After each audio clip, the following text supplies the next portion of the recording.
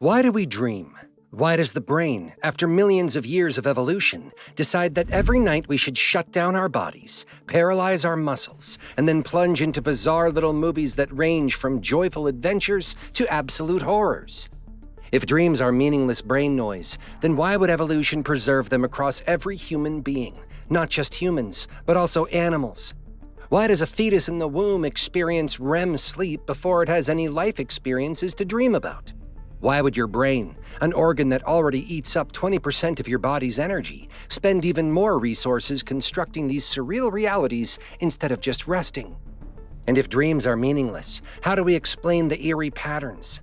Why do thousands of strangers online report seeing the same shadowy figure night after night? Why do dream databases show consistent themes, such as chasing, falling, and losing teeth, across cultures, languages, and time? And why are there stories of people dreaming about places they've never visited, only to find out later that those places actually exist?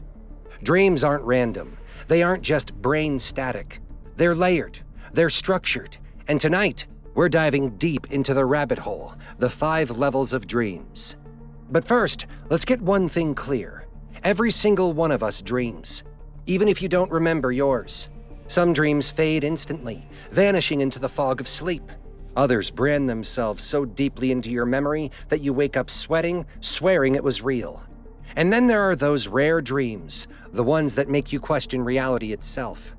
So what are these levels? How do they build on one another? And what happens when you reach the deepest one? Let's find out. Level 1, the gateway. Before dreams even begin, there's a threshold. A strange liminal state between wakefulness and sleep that scientists call hypnagogia. It's not fully waking life, and it's not quite the realm of dreams either. It's the twilight zone of the mind, the gateway you pass through every single night without even realizing it. You've probably felt it before, even if you didn't know its name.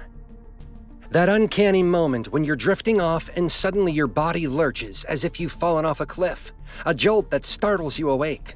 Or maybe you've experienced the hazy shimmer of closed-eye visuals, shimmering lights, drifting colors, geometric patterns, unfolding like kaleidoscopes across the darkness. This in-between world is level 1, the doorway to dreaming. The point where the conscious mind begins to lose its grip and the subconscious quietly starts to stir. Back in the 1920s, a psychologist named Heinrich Kluver studied this peculiar state of consciousness. He discovered that people often saw 4 recurring visual motifs during hypnagogia: lattices, cobwebs, tunnels, and spirals. These weren't meaningless doodles of the imagination, but the brain's own signatures. Your visual cortex, the part of your brain responsible for processing sight, was essentially firing off static signals, producing vivid but meaningless imagery as it powered down into dream mode. Think of it like your brain booting up, or perhaps shutting down, depending on how you look at it. It's the static on a TV before the channel locks in, the previews before the feature film.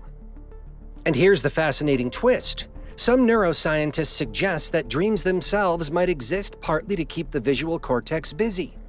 The logic is simple but profound. If you don't use a region of the brain, another function might take it over. So dreams may have evolved as a kind of neural safeguard, a nightly workout session to ensure your vision system remains intact and dominant. But as mesmerizing as these pulsating lights, colors, and shifting shapes can be, they're only the surface static of the dream machinery. You don't linger here long. Hypnagogia is fleeting, sometimes lasting only seconds, sometimes stretching for a few minutes. Soon enough, the shapes dissolve, the tunnel deepens, and you cross fully into the hidden landscapes of the mind.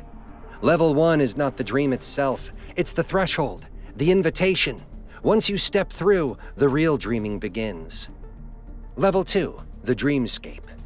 Now the void becomes a landscape. This is the stage where the static of hypnagogia starts to transform into something recognizable. Shapes and lights melt into places. Patterns stretch into structures.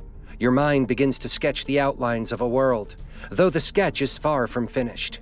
These environments are hazy, unstable, and oddly incomplete, as though an architect drew them in haste and then abandoned the project halfway through. You might find yourself wandering down a vast city street where the buildings climb into impossible heights, scraping a sky that feels too close and too heavy.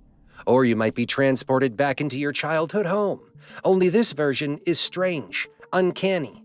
The kitchen table is there, the walls are painted the right color, but the room feels swollen, warped, as if someone got the proportions wrong. Windows lead nowhere, doors open to corridors that twist into endless darkness. It is familiar and alien all at once. Artists and writers coined the word dreamscape to capture this surreal quality. Landscapes that mimic reality but hum with strangeness. They are often bathed in exaggerated colors. A sky too orange, a forest too purple, a sea that glows with unnatural light. The details are vibrant, but the overall picture doesn't quite add up.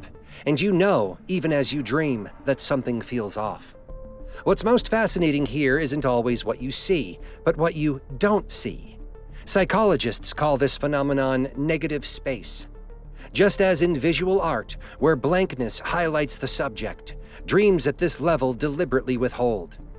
You may walk through an endless hallway that echoes with silence, a street with no cars, no pedestrians, a room filled with furniture that somehow has no function, no life attached to it.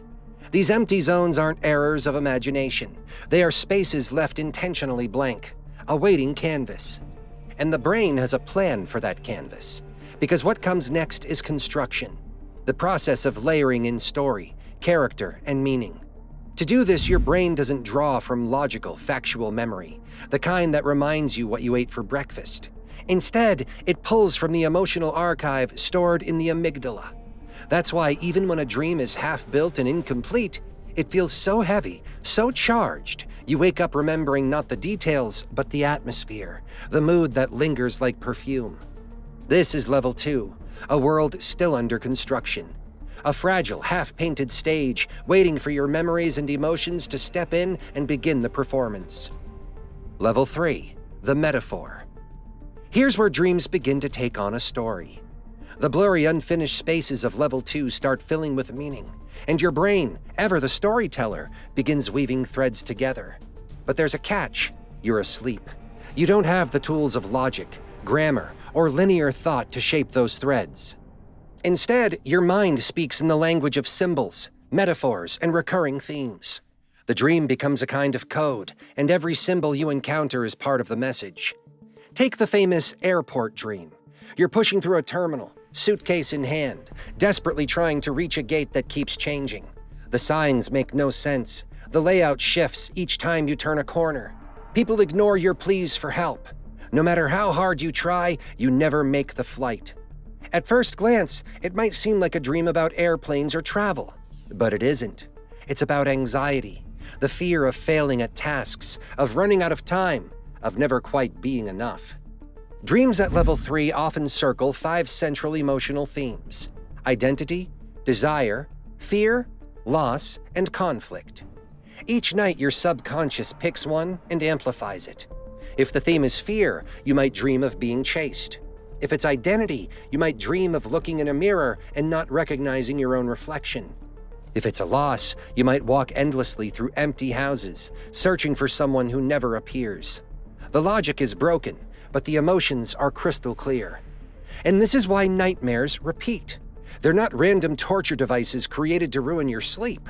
They're your brain raising the volume, replaying the same coded story until you finally notice.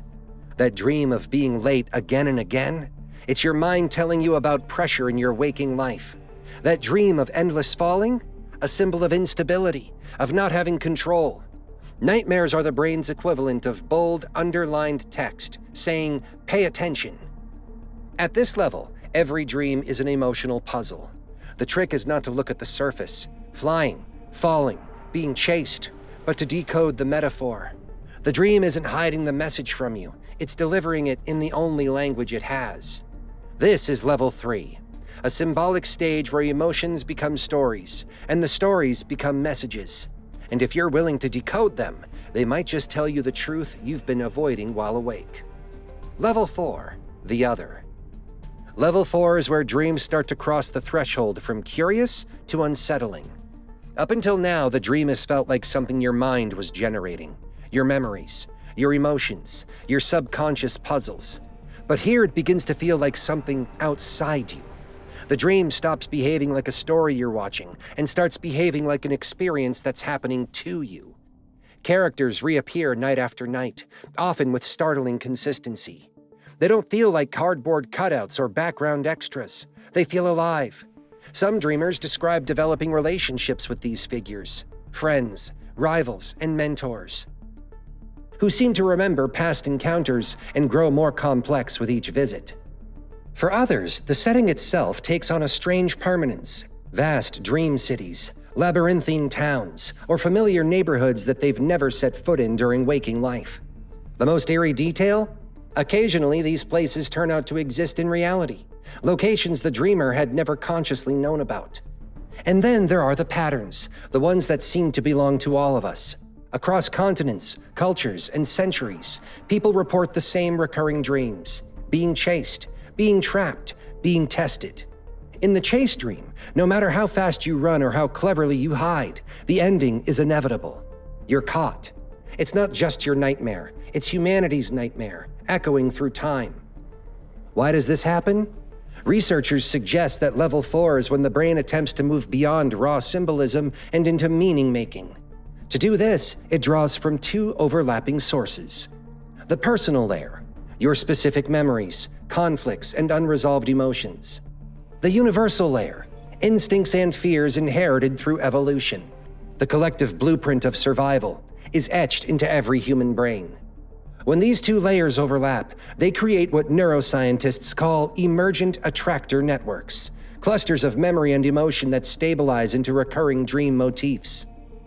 So when you dream of being chased by your boss, the boss comes from your personal life, but the act of being chased is universal, tied to ancient survival instincts of predator and prey. This is why dreams at this level can feel so alien. They're not entirely yours. They're shaped partly by forces far older than you. Shared fears, shared desires, shared survival codes passed down through generations. That's what makes level 4 both profound and unsettling. It feels less like watching a private movie of your own mind and more like tapping into a collective current of human experience. Something bigger than you. Something that watches back. Level 5, lucid reality. Now we arrive at the deepest layer, the rarest, and perhaps the most unsettling of them all. Level 5 is lucid dreaming, the moment when you realize with absolute clarity that you are inside a dream. Awareness flickers on like a light switch, and suddenly, the impossible becomes possible. Gravity loses its grip, and you can soar across the sky with a single thought. Walls stop being barriers, and you step through them as if they were smoke. You can conjure places, people, even moments you thought were lost forever. Some describe it as intoxicating freedom, like being handed the keys to the universe. But here's the truth: awareness doesn't guarantee control. And this is where things take a darker turn. Countless lucid dreamers report unsettling encounters with their own dream characters. At first, these figures play their roles as usual: friends, strangers, or background extras. But the moment you confront them with awareness, everything changes. Tell a dream figure that they aren't real, and sometimes their expression hardens. Insist, "This is my dream," and they might answer with something chilling like, "You weren't supposed to know." Then they lunge. The dream shifts into hostility, as if some hidden part of the system represents being exposed. Even more disturbing are false awakenings. You open your eyes, convinced you've returned to reality. You sit up in bed, brush your teeth, maybe check the mirror, only to notice something off. The reflection doesn't blink when you do.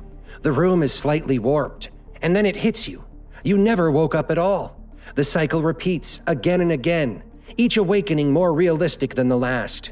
Some dreamers report being trapped in this loop half a dozen times or more, clawing through layers of dream reality before finally returning to waking life, exhausted and shaken. Why does this happen? Science doesn't have a clear answer. Some researchers suggest it's the brain struggling to sync the heightened self-awareness of lucidity with the sensory input of waking. Others suspect the very act of questioning reality destabilizes the dream engine, creating cascading resets. Whatever the cause, Level 5 reveals something profound. The mind's ability to simulate reality so convincingly that even you can't tell the difference. And when you finally wake, if you can ever be sure you did, the question lingers like a shadow. How do you really know you're awake right now? The takeaway.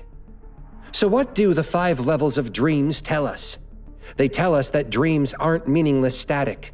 They're layered, structured, and deeply tied to both who we are as individuals and who we are as a species. They show us that the mind is more than a calculator. It's a storyteller, a guardian, and maybe even a trickster. Level 1 reminds us that even falling asleep is a journey. Level 2 shows us how memories and emotions become the canvas of our inner world. Level 3 encodes those emotions into metaphors and stories. Level 4 reveals that dreams aren't just private, they're collective, tied to shared human instincts. And Level 5? Level 5 is where the boundary between dream and reality blurs. Dreams may never give us clear answers, but maybe that's the point. They're not there to explain, they're there to reveal, to show us what we feel but can't say, to push us to confront fears, desires, and truths we'd rather ignore. So the next time you wake up from a dream, whether it's funny, terrifying, or so real you question reality, don't dismiss it. Ask yourself, which level was I in? And more importantly, what was my mind trying to tell me? Because sometimes the most mysterious place in the universe isn't the ocean, or space, or the past. It's the one you visit every night when you close your eyes. Now I want to hear from you. What's the strangest dream you've ever had? Have you ever experienced lucid dreaming or a false awakening? Drop your story in the comments. I'll be reading them. And if you enjoyed exploring the 5 levels of dreams, make sure to like this video, share it with a friend who loves weird psychology, and subscribe for more deep dives into the mysteries of the human mind. Sweet dreams. Stay blessed and stay curious.